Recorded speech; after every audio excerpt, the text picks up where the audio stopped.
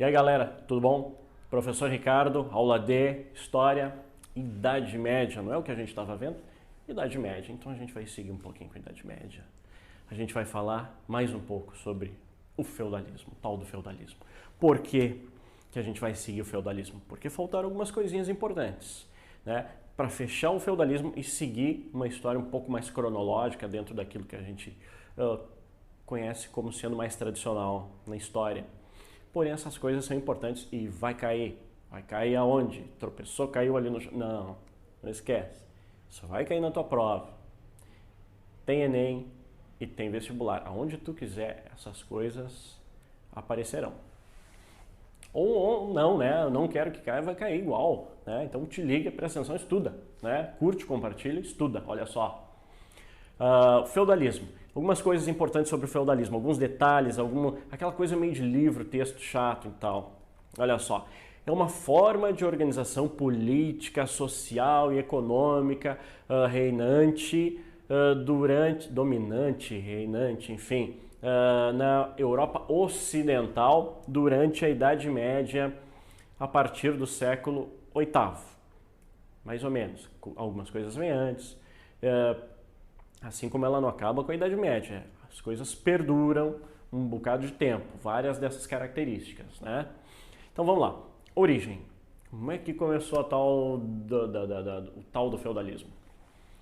Origem.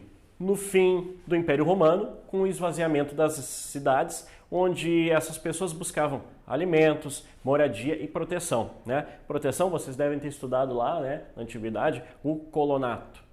Esses caras, Roma está sendo invadida de novo, poxa vida, vai acontecer sei lá o que com a cidade? Não, vou me escapar e vou procurar proteção, vou trabalhar, vou virar um colono de alguém. Tinha um senador que tinha um bocado de terra lá, modo de plantar a rocinha. Vou lá trabalhar para aquele cara, tá louco? Ele tem um exército, tem proteção, tem muralhas lá na propriedade dele, vão me proteger lá. Enfim. Porém, estruturou-se no Reino Franco. Sim, os primeiros que nós vimos ali, o primeiro importante reino medieval são o Reino dos Francos, né? Com Carlos Magno e tal. A partir do governo da dinastia carolíngia, acabei de falar, né? Olha só, propagando-se para outras regiões da Europa. Enfim, começa ali na França e a coisa vai se espraiar. Então, características do feudalismo. Vamos lá, se é aquela prova chata que tem essas coisinhas aqui, então presta atenção. Características. A agricultura era a base da economia. Lembrando de novo, não tem indústria, né? Não tem indústria, tem o artesanato.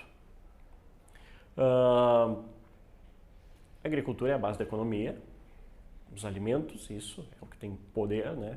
Que se troca, que se comercializa, que se vende, né? Apesar da moeda ter diminuído a circulação. Tem uma elite formada por um alto clero e senhores de terras, né? Então, já falei isso, né? Os três, a sociedade tripartida, né? Os oratores e os belatores. Os oratores são o clero, os caras que oravam. Os belatores, os que lutavam, são senhores de terras, os senhores feudais. O poder político ele é fragmentado. Como assim fragmentado? Não é só desses dois grupos? Calma, o que eu quero dizer é o seguinte. Fragmentado entre senhores feudais e o rei. Então eu sou o rei franco. Só que lá no sul da França, desculpa, eu sou o rei da França já.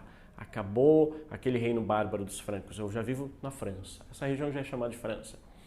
Só que lá no sul é difícil, não tem um ônibus, um carro, um trem, um caminhão. Então como é que eu vou chegar lá? De cavalo no sul da França. E quem é que vai cuidar disso tudo para mim? É um senhor feudal, tem outro senhor que cuida daquela região e esse senhor me paga tributos. E aquele cara naquela região, ele vai ter muito mais poder do que o rei do reino francês, né? Então, o poder era fragmentado entre senhores feudais e os reis de cada país. Grande massa de camponeses presos à terra, né? São servos da gleba, né? Como eu disse lá no colonato, esses caras eles passaram a se vincular a essa terra. Eles trabalhavam lá, eles tinham aquele bocadinho de terra, não tinham nada. Aquilo apenas foi cedido para que eles vivessem lá e passava de pai para filho. Só que era do senhor feudal. É uma sociedade rigidamente hierarquizada, como eu já disse, né? Oratores, clero, belatores, os nobres e os laboratores, né? Os que laboravam, o povo trabalhando, principalmente na agricultura, né? Esses laços de dependência, eles eram pessoais, e eu já vou explicar como assim pessoais. Claro, tu não tinha um contrato de trabalho que nem eu, já assinou minha carteira, estou aqui trabalhando, eu sou professor dessa escola e tal, e não, a questão era pessoal. É eu, Ricardo, com o meu patrão, o seu João. É, mais ou menos isso. É a esse cara que eu devia um compromisso, né? A coisa era pessoal. Bota uma observação, que o feudalismo ele não vai se manifestar de forma igual em todas as regiões da Europa Ocidental, né?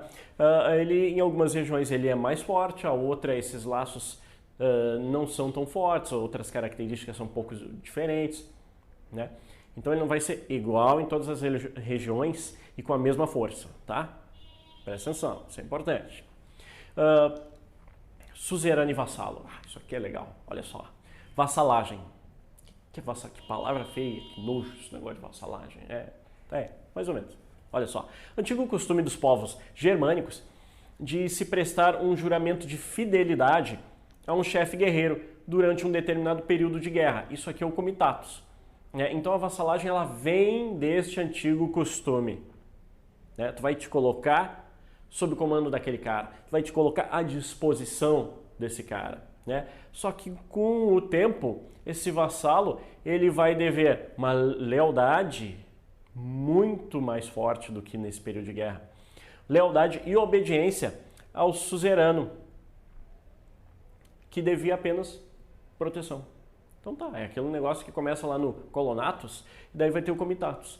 Já viram isso aí no livro de história? Já viram? Professor, não entendi, é chato. Exatamente. São duas tradições, uma romana e uma dos povos bárbaros germânicos. Lembra que eu falei que a Idade Média, o feudalismo, veio dessas tradições, digamos assim, amalgamada, misturada, cimentada, grudada, como se fosse com uma igreja católica? Então tu joga tudo num caldeirão e vai lá, joga o cristianismo e mistura bem, saiu o feudalismo? Pois é, mais ou menos isso. É isso que eu quis dizer. Então a gente tem essas questões todas que vêm dos romanos, outras dos povos bárbaros germânicos e mistura isso com o cristianismo, vai dar o feudalismo. Esse novo significado dessa questão de vassalagem e tal e do próprio comitatus no período carolíngio. Os reis passaram a conceder aos nobres o direito de uso de algum bem, né? Onde o nobre vai ser vassalo do rei. Esse nobre teria total poder. Como eu disse, no sul da França, aquele cara tem essa região, ele tem esse bocado de terra. E ele tem o povo ali, os agricultores, né, o campesinato. Então esse cara é um senhor feudal, um nobre, mas ele também vai ser vassalo do rei. E, por sua vez, o vassalo dele serão esses camponeses. Entenderam? Uma sociedade hierarquizada.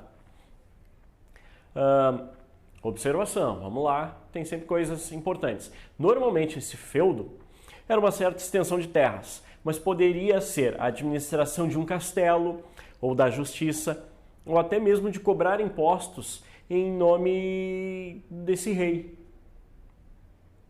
Com o tempo, os feudos deixaram de ser concessões temporárias, estou falando lá da Alta Idade Média. Então, com o tempo, parou isso e quando viemos para a Baixa Idade Média, passaram a ser hereditários. Né? Na Baixa Idade Média, ou seja, século X para cá, já ano 1000 e tanto para cá, isso já era hereditário, essa terra já era desses nobres feudais. Né? E que, como eu disse antes, mandavam mais do que o próprio rei naquela região. Bom, galera, então essa aqui, ó, cerimônia de vassalagem. Isso aqui é uma parte muito legal, todo mundo gosta sempre quando eu falo dessa parte. Olha só, como é que funcionava essa cerimônia de vassalagem? Eu vou ser vassalo deste suzerano. Como é que rola a história? Então, primeiro o vassalo ajoelhava-se diante do seu senhor com as mãos unidas, rendendo homenagem. Olha que bonito, né? O suzerano segurava as mãos entre as suas. Segurava a mãozinha e, ó, vocês estão lendo aí? Consegue ler? Olha aqui, ó. e selava com um beijo a aliança entre eles. Ah, que amor, hein? Olha só que legal, né? Imagina aqui, ajoelhadinho, com as mãozinhas aqui, e o suzerano pegava em suas mãos e... rolava um beijo. Isso, beijo na boca, isso mesmo, beijo na boca. Era isso que rolava. Assim tu virava vassalo do cara. Opa, professor, eu chamo isso de outro negócio. Não interessa como tu vai chamar. O importante é que tu pense no seguinte. Essa história de casamento, como vocês sabem hoje, conhecem da Igreja Católica, ela surge aqui. É isso. Então, parei, professor, tu tá querendo dizer que o casamento vem disso aí e então eu vou casar com aquele cara, eu vou ser vassala dele? Pois é, não queria dizer nada, mas a origem do casamento é justamente isso, né? É assim. Então, eles selavam com um beijinho. E a história da aliança, realmente, né? É uma aliança, é um acordo. Da onde vêm essas palavras, essas expressões, e da onde é que tu joga a palavra aliança, um acordo, passa a ser um anel. Tá aí. É um acordo. Enfim, né? Queiram, gostem ou não, queiram, não queiram, tá aí, esse é o casamento. Né? Em seguida, esse vassalo, ele vai jurar sobre a Bíblia a sua fidelidade ao suzerano, igual, juro ser fiel e nunca traí-lo, e na morte, na doença, na pobreza, na riqueza, isás. É isso aí, tá igual, né? Igual. Olha só, e por fim, né? Este último, né, o suzerano, entregava-lhe algum objeto, né, normalmente um punhado de terras, né, como símbolo do feudo que lhe outorgava. Né? Então, essa terra vai ser tua, então, né, pegar um bocadinho de terra lá e, né, toma aqui, homenagem. Hoje em dia tem a coisa da aliança, como eu disse, né? Essa é a grande diferença. Então, olha só, essa é uma iluminura também lá da Idade Média, onde vocês podem ver a cerimônia de vassalagem. Então tá ali o suzerano e o vassalo. E isso podia ser um feudo, lá, um bocado de terra lá para aquele servo da gleba, alguma coisa assim, né? A um rei, a um nobre, podia ser um conde, um duque, sei lá o quê. Assim como podia ser entre dois reis. Então, caso, por exemplo, rei da Escócia. Né? O rei da Escócia, naquela história lá, se vocês viram o filme Coração Valente, lá com William Wallace, aquela história toda, pois é, o rei da Escócia... dá uma procurada aí. Mas o rei da Escócia, que eu não me lembro qual é o nome dele, ele vai se tornar vassalo do Eduardo I, se eu não estou enganado, da Inglaterra. Dá uma olhada aí, vê se eu não falei besteira, mas é muito nome para decorar. Isso vocês não precisam, eu já falei. Mas é rei para rei, sabe? E tu vai fazer o quê? Mesma coisa. Uma ajoelhadinha ali, mãozinha aí. É isso aí. E olha aqui, ó. Iluminura de manuscrito francês do século XIII, que representa a sociedade tripartida. Lembra disso aqui que eu já mostrei? Então tá, é a mesma coisa. Só que não esqueçam, esse aqui podia ser suzerano desse aqui, que podia ser vassalo ou suzerano desse aqui e vice-versa, mas os que laboram, sempre são vassalos, tá? Não esqueçam disso, tá? Então, eu acho que acabou, galera. Valeu, curte, compartilha, até a próxima.